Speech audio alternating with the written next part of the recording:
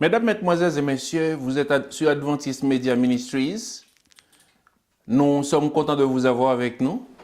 Vous qui êtes en France, au Canada, aux États-Unis, au Maroc, vous qui êtes en Algérie, au Belgique, au Chili, au Sénégal, les gens du Mexique, les gens d'Angleterre, je dis les gens de la Polynésie française, de la Thaïlande, les gens d'Haïti, de l'Ukraine, qui nous regardent et qui partagent avec nous ce message, nous vous saluons dans le nom de notre Seigneur Jésus-Christ.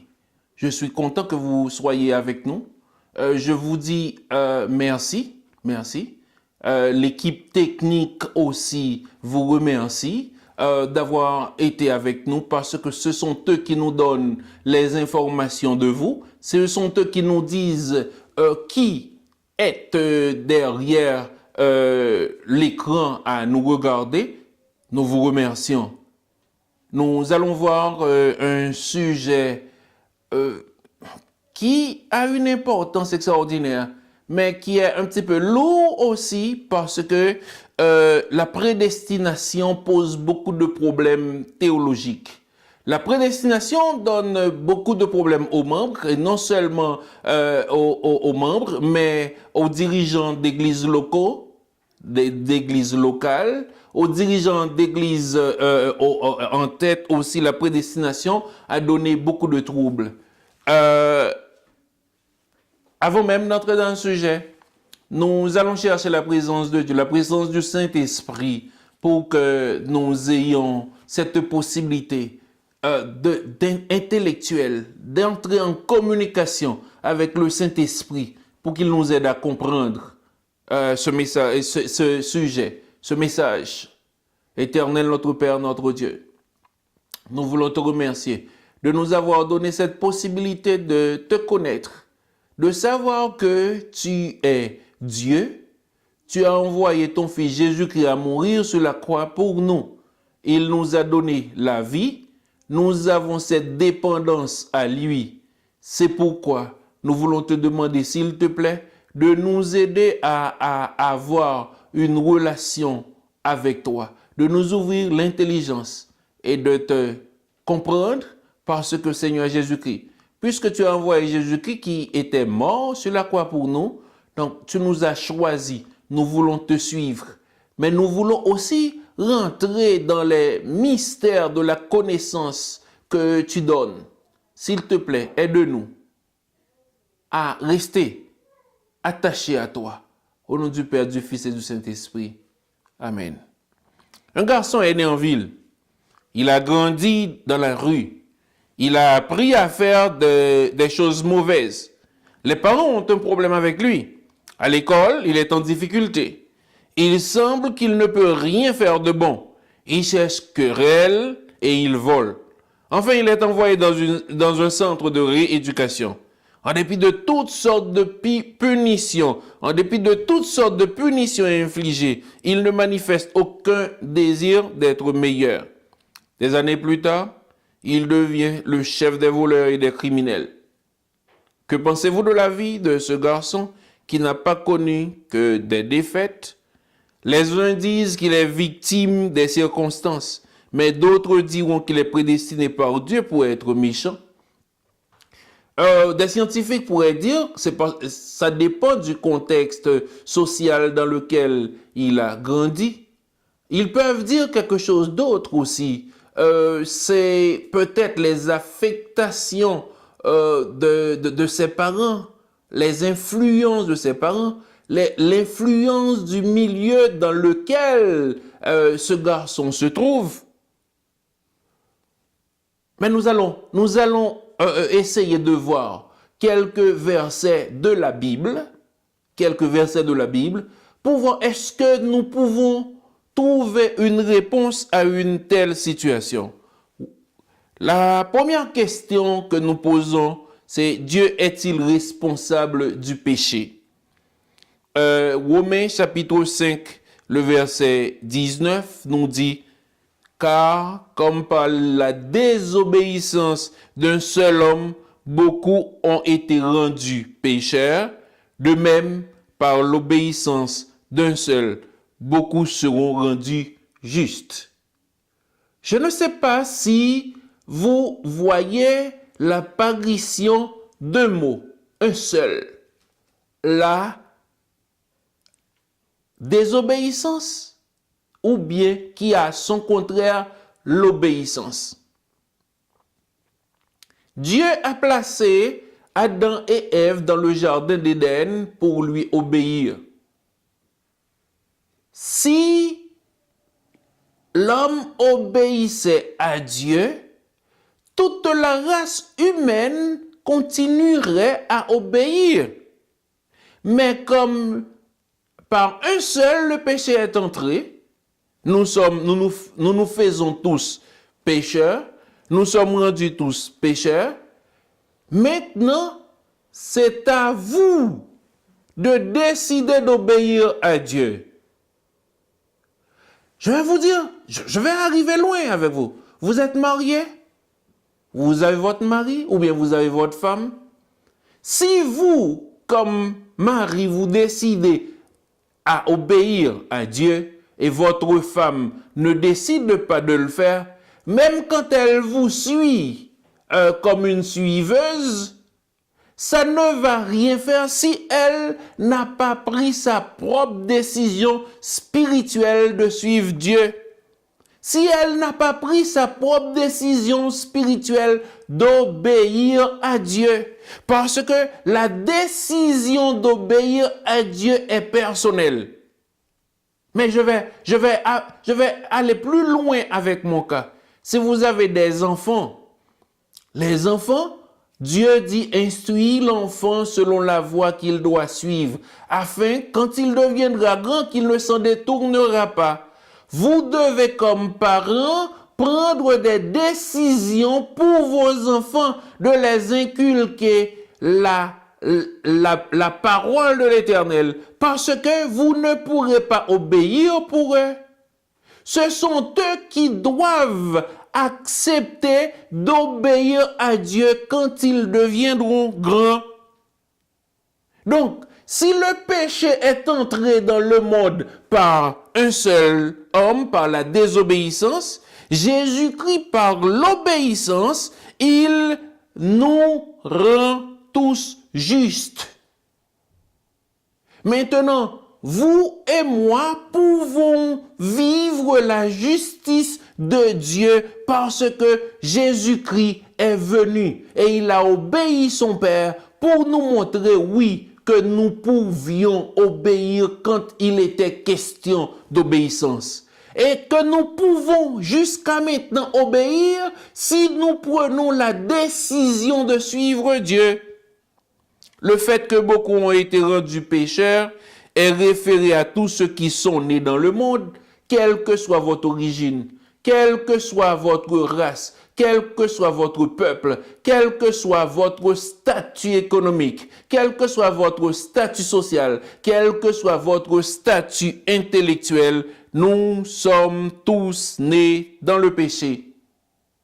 C'est ce qui fait référence aux pécheurs. Donc, dans Romains chapitre 5, le verset 12, il est dit, c'est pourquoi, comme par un seul homme le péché est entré dans le monde, comme par un seul homme le péché est entré dans le monde, et par le péché la mort, et qu'ainsi la mort s'est étendue sur tous les hommes. C'est pourquoi aujourd'hui on parle de la souffrance. C'est pourquoi on parle des difficultés et des problèmes. C'est la présence même du péché dans le monde. Dieu n'a pas prédestiné qui que ce soit à une vie de péché, non. Il ne pourrait le faire en même temps que la victime expiatoire de l'homme, parce que c'est Dieu lui-même qui nous a donné cette possibilité d'avoir une victime expiatoire pour nos péchés. Donc il ne pourrait pas le faire en même temps.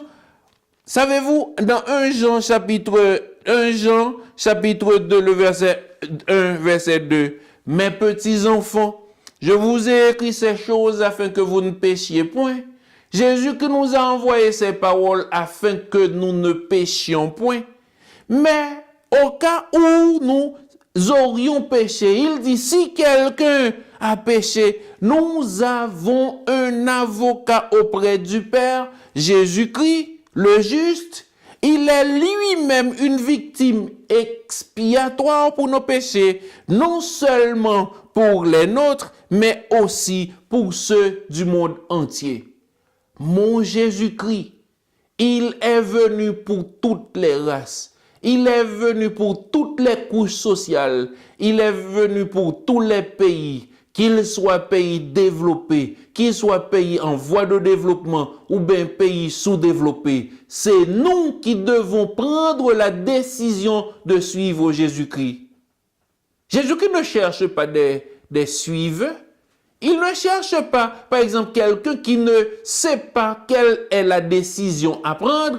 Mais il vous dit vraiment quelle devrait être la décision à prendre. Je vous ai écrit ces choses afin que vous ne péchiez point. La décision de pécher est en vous. Oui, c'est vrai, la circonstance est arrivée, mais vous pouvez décider de ne pas y tomber. Parce que mais si nous avons péché quand même, si nous avons fait ce que nous ne devrions pas faire, il est notre avocat. Il n'est pas un avocat seulement pour vous qui l'écoutez. Il n'est pas un avocat seulement pour ceux qui vont à l'église. Il n'est pas un avocat pour ceux qui croient en lui. Il est un avocat pour tous ceux qui sont dans le monde. C'est pourquoi nous devons toujours prier pour les autres afin que le Saint-Esprit les influence parce que il est Dieu, il est Jésus-Christ lui-même, une victime expiatoire pour nos péchés et non seulement pour les nôtres, mais pour tous ceux qui sont dans le monde, pour tous ceux qui vivent dans le monde, pour tous ceux qui sont dans tous les recoins du monde, pour tous ceux qui parlent des langues différentes. Vous parlez anglais, il est mort pour vous. Vous parlez thaïlandais, il est là pour vous. Vous parlez espagnol, il est là. Vous parlez anglais, il est là. Vous parlez quelle que soit la langue, quel que soit le patois que vous parlez, il est là pour vous. La question, pour vous dire que Dieu n'est pas responsable du péché. Maintenant, quel est votre degré d'obéissance à Dieu? Est-ce que les connaissances intellectuelles, les connaissances universitaires, les connaissances post-universitaires, les post-doctorales, la maîtrise que vous avez, le doctorat que vous avez, vous permettent d'arriver à obéir à Dieu, ou bien parce que vous ne croyez pas? Je dis, je vais loin. Est-ce que vraiment, parce que je connais beaucoup de choses et je deviens un scientifique, cela m'empêche de croire en Dieu? Parce que je peux faire une hypothèse et à partir de cette hypothèse, je développe une connaissance. Est-ce que Dieu ne serait pas la source de cette connaissance pour aider les autres qui n'ont pas cette connaissance? Quelle que soit la branche où vous vous trouvez.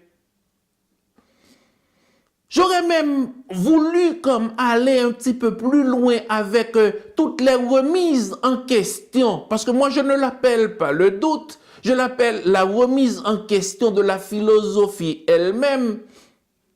La science commence là où s'arrête la philosophie. Mais ces remises en question qui existent, est-ce qu'ils me permettent vraiment de croire en celui qui est venu et qui est mort pour moi, pour mes péchés? Est-ce que le développement des connaissances qui me permettent d'avoir cette remise en question me permet d'arriver à croire en ce Dieu qui a créé le ciel et la terre? On va aller dans une deuxième question. Judas était-il prédestiné à livrer Christ afin qu'il fût crucifié.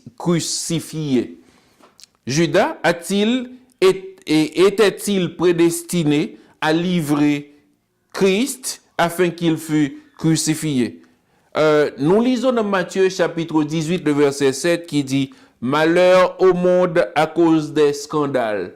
Malheur au monde à cause des scandales.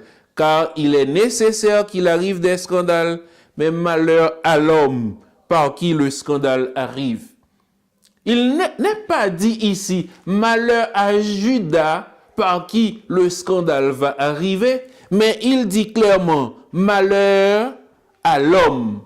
Donc, cet homme pourrait être qui que ce soit, celui qui n'a pas accepté la voix de Dieu, celui qui n'a pas accepté d'obéir à ce que Dieu, lui, il veut.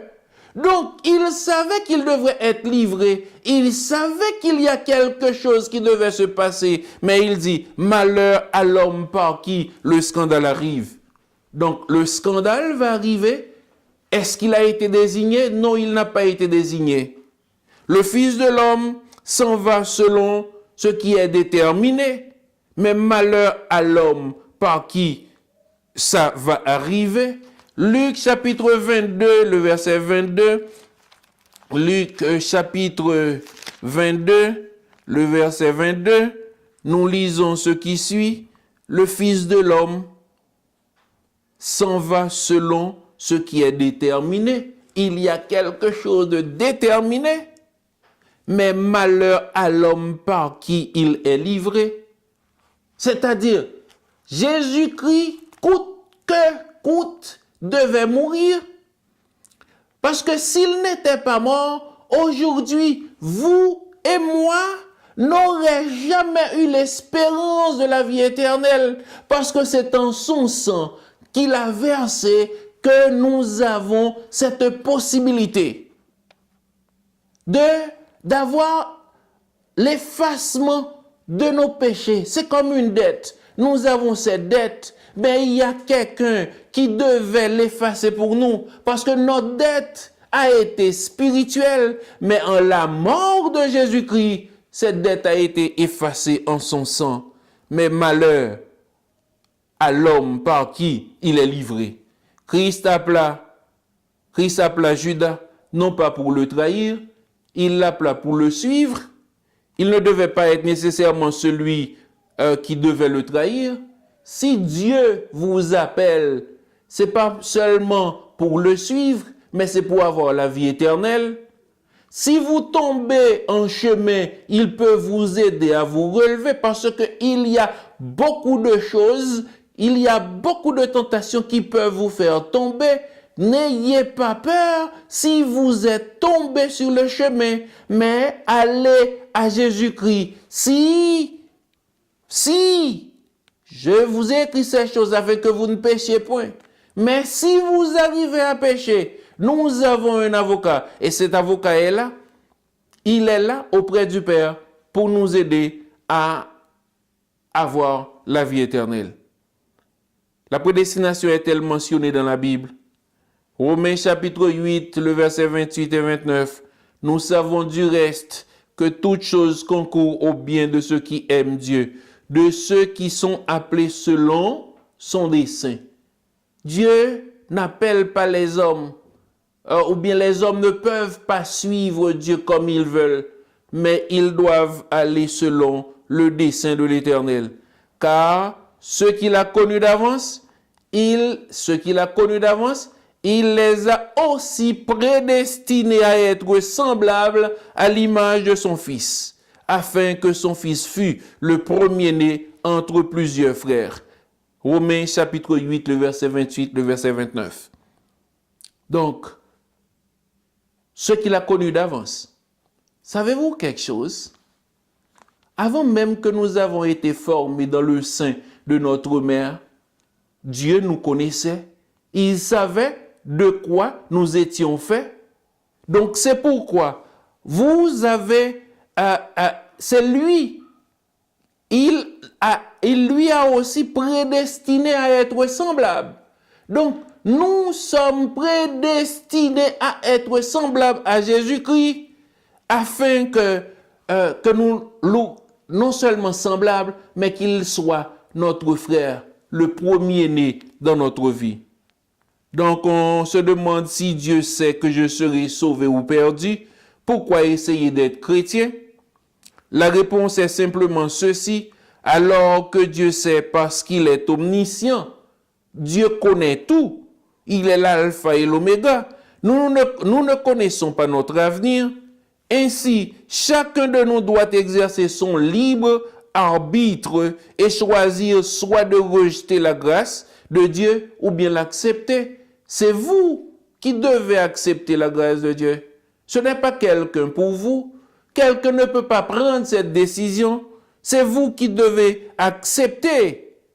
La préconnaissance de Dieu n'entrave jamais le libre choix de l'homme. Ce que Dieu a connu d'avance, il les a prédestinés. Attendu que Dieu connaît tout à l'avance. Et comme il a prédestiné que tous devraient devenir semblables à son Fils, ceci nous démontre que Dieu n'a pas prédestiné personne à la perdition, mais il a prédestiné tout le monde à la vie éternelle. Mais Dieu n'a qu'à jeter un coup d'œil pour savoir qui seront élus ou bien qui ne seront pas élus. Parce que il sait tout, il voit tout depuis le commencement. C'est pas maintenant que vous êtes enceinte, vous ne connaissez pas si vous allez avoir un gars ou une fille, un garçon ou bien ou une fille. Non, vous ne le savez pas, mais Dieu, lui, il le sait. 1 Pierre chapitre 1er, le verset 2. 1 Pierre chapitre 1er, le verset 2. Et qui sont élus selon la préscience du Père, par la sanctification de l'Esprit, afin qu'ils deviennent obéissants et qu'ils participent à l'aspersion du sang de Jésus-Christ. Que la grâce et la paix vous soient multipliées. Et qui sont élus selon la préscience de Dieu. Tous nous sommes élus selon la préscience de Dieu, par la sanctification de l'Esprit, pour que nous soyons tous obéissants. Mais mon mot encore revient, c'est que Dieu veut que nous soyons obéissants et que nous participions à l'aspersion du sang de Jésus-Christ. Que la paix et la grâce nous soient multipliées à vous et à moi. Parce que si nous n'avons pas cette multiplication de la grâce de Dieu, savez-vous ce qu'il y a? Nous avons un problème. Les élus ont été prédestinés seulement sous la condition de l'obéissance. Quand Israël faillit à l'obéissance, quoique prédestiné, Dieu ne le rejeta pas entièrement, car Paul lui-même était un Israélite. Il faisait partie de ce peuple. Le peuple a été rejeté, c'est vrai, mais il y a de ceux qui acceptent la vie en Jésus-Christ, qui veulent le suivre. Paul en est cet exemple. Dans Romains chapitre 11, le verset 1er, je dis donc, Dieu a-t-il rejeté son peuple? Loin de là.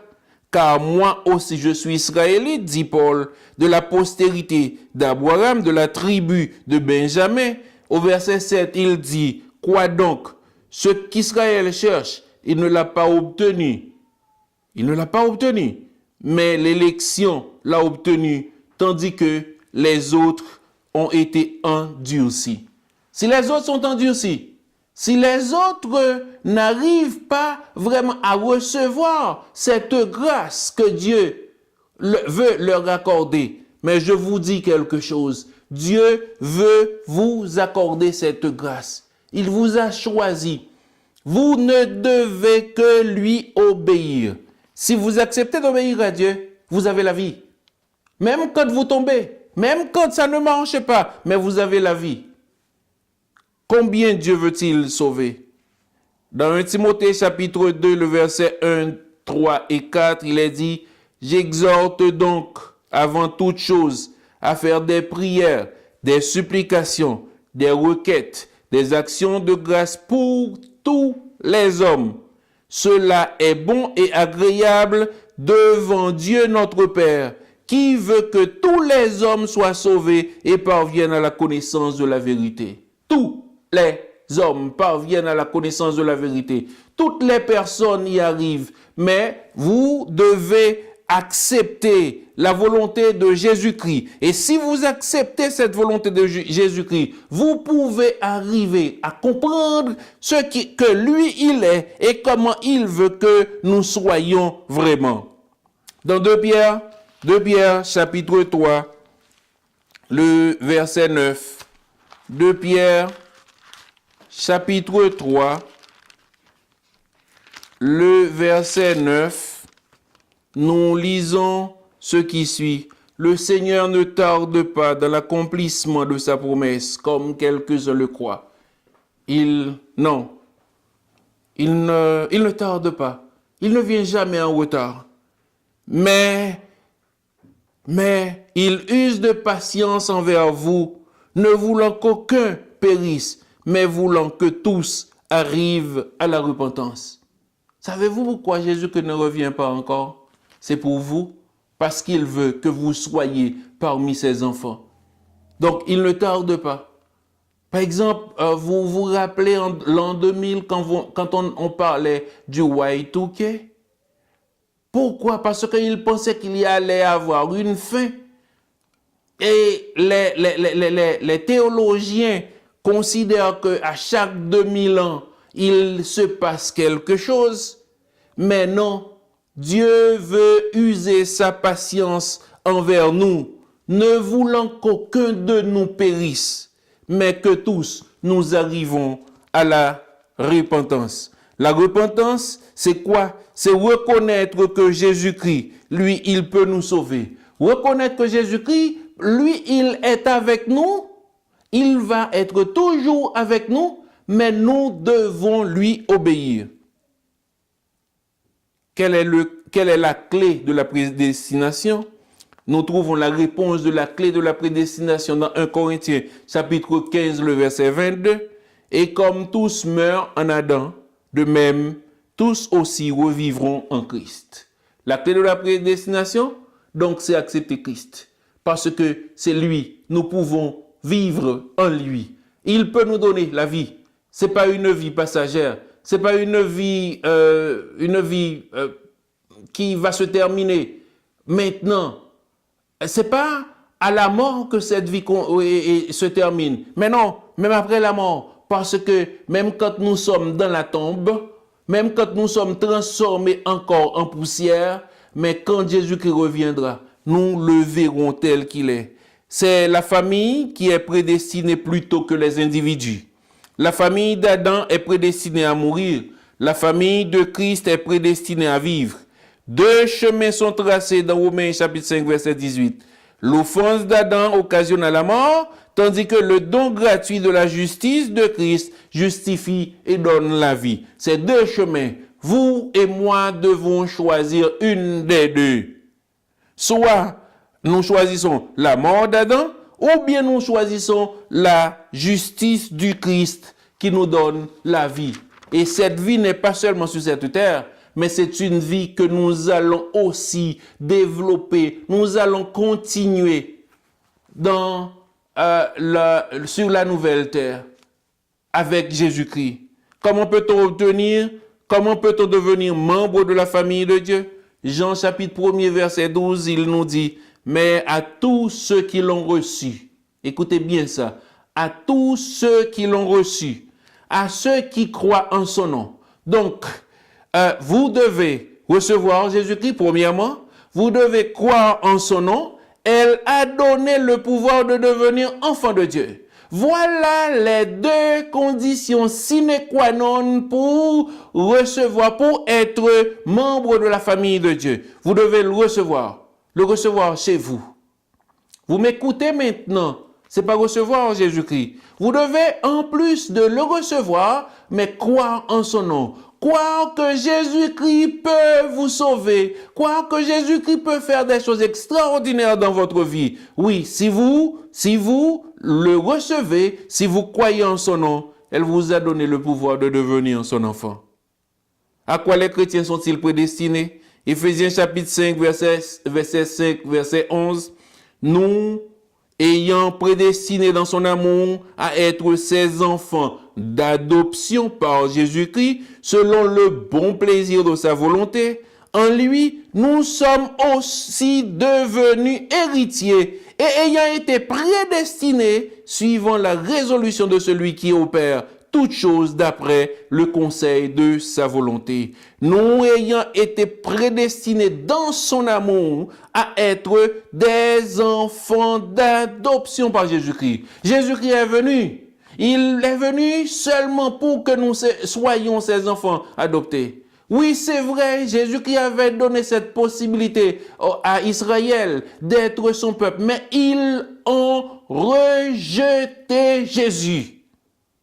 Maintenant, Dieu ne parle pas, il ne parle plus d'Israël. Même quand le monde contemporain, toutes les nations se convergent vers Israël, mais c'est pas comme c'est tous les Israélites comme individus qui acceptent de suivre Jésus-Christ, et aussi, ils sont devenus héritiers et prédestinés à la résolution que Dieu veut pour vous et pour moi.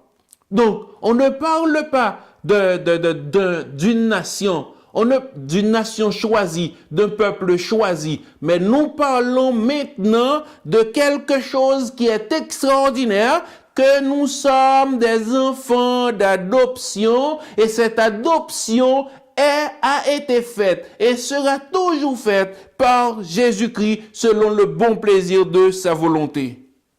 Christ adopte comme membre de sa famille ceux qui l'acceptent, et par conséquent, ils sont prédestinés à recevoir un héritage s'ils demeurent fidèles à la famille de Dieu.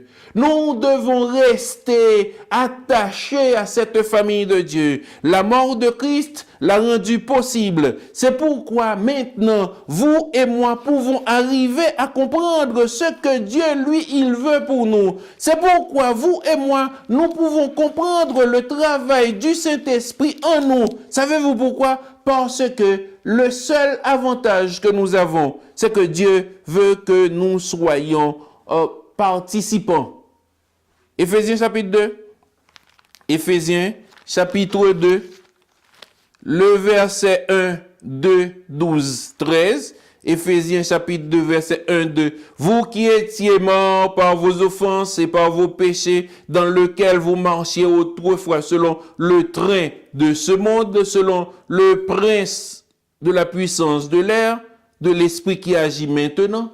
Nous étions morts autrefois. Oui, c'est vrai. Mais savez-vous ce qu'il y a? Mais Jésus-Christ ne veut pas que nous restions toujours dans cette mort.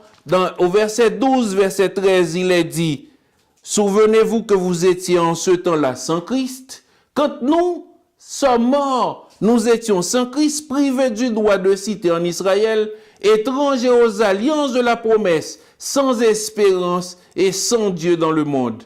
Mais maintenant, aujourd'hui, en Jésus-Christ, vous qui étiez éloignés, vous avez été rapprochés par le sang de Jésus-Christ. Nous étions éloignés, il ne manquait rien, c'est vrai, mais maintenant, par Jésus-Christ, nous avons la vie. Acceptez-vous cette vie? Acceptez-vous ce que Dieu veut vous offrir? Éphésiens chapitre 3, le verset 6, nous lisons ce qui suit. Ce mystère, c'est que les païens sont co-héritiers. Les païens sont co-héritiers, forment un même corps et participent à la même promesse en Jésus-Christ par l'Évangile. C'est-à-dire, toutes les autres races, toutes les autres nations, tous les autres peuples, toutes les autres tribus, de quel que soit le lieu où vous êtes, je vais le lire encore pour vous. Ce mystère, c'est que les païens sont co-héritiers, forment un même corps et participent à la même promesse en Jésus-Christ par l'évangile. Par cet évangile que nous avons, nous formons un seul corps. Par cet évangile que nous avons, nous devenons héritiers. Donc, vous ne me connaissez pas, mais je suis héritier avec vous. Vous ne me connaissez pas, mais je participe au même sang que vous. Ce sang, c'est le sang de Jésus-Christ en nous. Donc, qui peut être sauvé? Romains chapitre 10, verset 11-12 nous répond, « Quiconque croit en lui ne sera point confus. Il n'y a aucune différence en effet entre le juif et le grec, puisque tous ont un même Seigneur, qui est riche pour tous ceux qui l'invoquent. » Donc, l'attachement, c'est seulement parce que vous invoquez Dieu. Vous l'invoquez dans votre langue. Mais moi, je l'invoque dans une autre langue. Mais nous avons un seul Père, un seul Dieu. En l'invoquant, quiconque croit en lui ne sera point confus. Vous n'allez pas être confus. Il n'y a aucune différence entre le juif et le grec.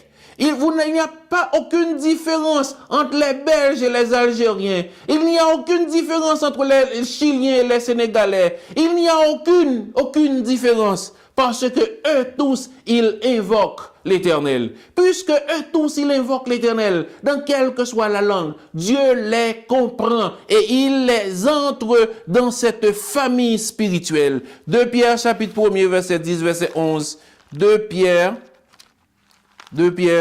chapitre 1er, le verset 10, le verset 11, nous trouvons ce qui suit. C'est pourquoi, frères, appliquez-vous d'autant plus à affermir votre vocation et votre élection, car en faisant cela, vous ne broncherez jamais. C'est ainsi en effet que l'entrée dans le royaume, éternel de notre Seigneur et Sauveur Jésus-Christ vous sera pleinement accordée. Restez attachés, croissez à chaque instant et à chaque moment dans Jésus-Christ. Et c'est ainsi que vous arriverez dans le royaume. Parce que ce royaume est fait aussi pour vous. Ce royaume vous appartient. Appartient à votre femme, appartient à votre mari, appartient à vos enfants. Ce royaume appartient à vos voisins, à vos voisines aussi. Savez-vous pourquoi? Parce que vous êtes prédestinés comme enfants de Dieu à avoir la vie éternelle. La vie éternelle est liée à votre décision. C'est votre décision aujourd'hui. Que ferons-nous de Jésus-Christ? Que ferai-je de Jésus-Christ? Dans l'une des paraboles, Jésus déclare, « Il y a beaucoup d'appelés, mais peu d'élus. » Matthieu 22, verset 14. Tous ceux qui ont reçu l'invitation aux noces étaient prédestinés à manger à la fête, mais ils ont choisi de s'en abstenir. Jésus qui les a appelés, Jésus qui les a invités, mais ils ont choisi de s'en abstenir. Alors, le roi lança des invitations partout, demandant à tous de venir. Quand ils prirent la décision de venir, il leur fut donné un habit de noces. L'un d'entre eux refusa l'habit de noces et fut mis à la porte. L'habit de noces qui nous rendra aptes à pénétrer dans le festin de noces, dans le royaume de Christ, est la justice de Christ. Quand vous choisissez Christ, vous avez la vie. Donc, mais mon cher frère, ma chère sœur, auditeur, vous avez cette possibilité aussi d'appartenir au peuple de Dieu, aux enfants de Dieu. Quelle que soit votre origine, vous avez une origine modeste, vous avez le choix seulement de dire à Dieu, oui, je veux être parmi vos enfants et je me soumets à toi. Puisque tu veux te soumettre, Jésus-Christ va accepter ta réponse à sa parole. Et savez-vous, vous avez la vie, non seulement sur cette terre, mais vous avez la vie éternelle. Nous vous remercions à Adventist Media Ministries d'être avec nous. Nous vous disons vraiment merci de tout cœur. L'équipe technique et moi, vous dit que le Dieu de paix, dans sa grâce et sa miséricorde, reste avec vous et vous aide à continuer. Le prochain sujet que nous allons voir, Jésus était-il Dieu? Jésus était-il Dieu? Parce que nous allons entrer dans un groupe d'études qui s'appelle la vie et les enseignements de Jésus. La vie et les enseignements de Jésus, mais le sujet que nous allons voir, c'est Jésus était-il Dieu? Donc, serez-vous avec nous? Je vous attends la prochaine fois.